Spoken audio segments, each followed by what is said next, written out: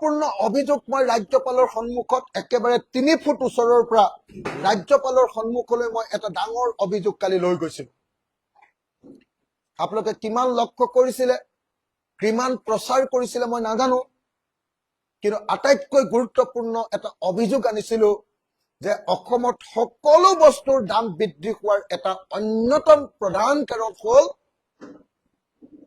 অসমৰ মুখ্যমন্ত্ৰী হিমন্ত বিশ্ব শৰ্মাই হাগ্ৰামা মহিলাৰীক NDAত ৰাখিবৰ কাৰণে ভাৰতবৰ্ষৰ পৰা সোমাই অহা, ভাৰতবৰ্ষৰ অন ৰাজ্যৰ পৰা অসমলৈ সোমাই অহা যিটো আমাৰ পথ, শ্ৰীৰামপুৰ গেট আৰু বক্সিৰহাট গেট, এই দুয়োখন গেটতে অবৈধ সিন্ডিকেট বসুৱাবৰ কাৰণে হাগ্ৰামা মহিলাৰী আৰু হিমন্ত বিশ্ব শৰ্মাই এগ্ৰিমেন্ট কৰি দুইজনে তাত অবৈধ সিন্ডিকেট বহুৱাই সকলো বস্তুৰ ওপৰতে অবৈধ গুণ্ডা টেক্স সংগ্ৰহ কৰি আছে। মই আপোনালোকক অনুৰোধ জনাও, আপোনালোকে কিমান প্ৰচাৰ কৰিব পাৰিব মই নাজানো, সংবাদ মাধ্যমে কিমান এই কথাটো কব পাৰিব নাজানো। আমিতো বিচাৰো যে সংবাদ মাধ্যমে নিজে গৈ এই বাতৰিটো কৰা দৰকাৰ।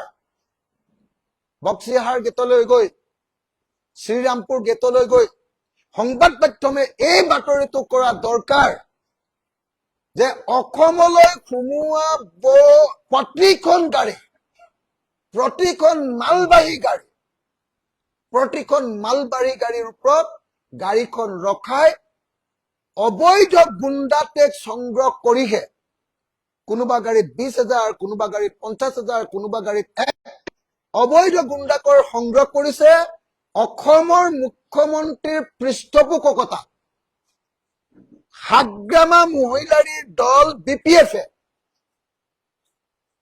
আৰু তাৰ কাৰণে হাগ্ৰামা মহিলাৰীয়ে অনুৰোধ কৰি ট্ৰেন্সপৰ্ট ডিপাৰ্টমেন্টৰ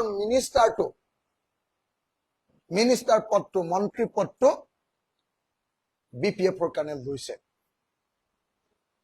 গতিকে আজিৰ দিনটোত আৰু এই গোটেই বস্তুটো মধ্যস্থতা কৰি দিবৰ কাৰণে দায়িত্ব অৰ্পণ কৰিছে প্ৰাক্তন মন্ত্ৰী আৰু বৰ্তমানৰ বিধায়ক জয়ন্ত মল্লবৰুৱা।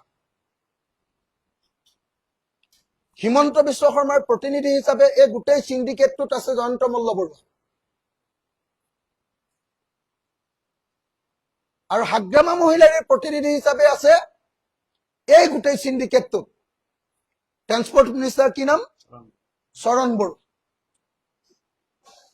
ট্ৰেন্সপৰ্ট ডিপাৰ্টমেন্টক ব্যৱহাৰ কৰি অসমলৈ অহা প্ৰতিখন গাড়ী, সেয়া মাছেই হওক, সেয়া মাংসই হওক, সেয়া কণীয়ে হওক, সেয়া পানেই হওক, সেয়া শাক পাচলিয়ে হওক, সেয়া ফল মূলে হওক, সেয়া টিন পাতে হওক, সেয়া ৰদেই হওক, সেয়া চিমেণ্টে হওক বা অন্য বস্তুৱে হওক, অসমলৈ প্ৰৱেশ কৰা প্ৰত্যেকখন গাড়ীৰ ওপৰত এতিয়া শ্ৰীৰামপুৰ গেট আৰু বক্সিৰহাট গেটত হিমন্ত বিশ্ব শৰ্মা আৰু হাগ্ৰামা মহিলাৰীয়ে এতিয়া অবৈধ গুণ্ডা টেক্স লাখ লাখ টকা এখন এখন গাড়ীৰ পৰা সংগ্ৰহ কৰাৰ কাৰণেও আজিৰ দিনটোত বস্তুৰ সাংঘাতিক দাম বৃদ্ধি কৰিছে। গতিকে আপোনালোক সকলোকে মই আকৌ এবাৰ অনুৰোধ জনাইছো, দুটা বিশেষ অনুৰোধ। 1 নম্বৰ অনুৰোধটো হ'ল যে কেন্দ্ৰীয় চৰকাৰে পেট্ৰল আৰু ডিজেলৰ ওপৰত এক্সাইজ ডিউটিটো উঠাই দিব লাগে, ৱেভ কৰিব লাগে। ষ্টেট গভৰ্ণমেণ্টে পেট্ৰল আৰু ডিজেলৰ ওপৰত ভেটটো এই সংকটকালীন অৱস্থাত উঠাই দিব লাগে, ৱেভ কৰিব লাগে। আৰু LPG গেছৰ ওপৰত চেন্ট্ৰেল টেক্স আৰু ষ্টেট টেক্স অৰ্থাৎ ষ্টেট GST আৰু চেন্ট্ৰেল GST 5% আৰু 18% এই দুটা সংকটকালীন সময়ৰ কাৰণে উঠাই দি মূল্য বৃদ্ধিৰ পৰা দেশৰ জনতাক ৰক্ষা কৰিব লাগে। 1।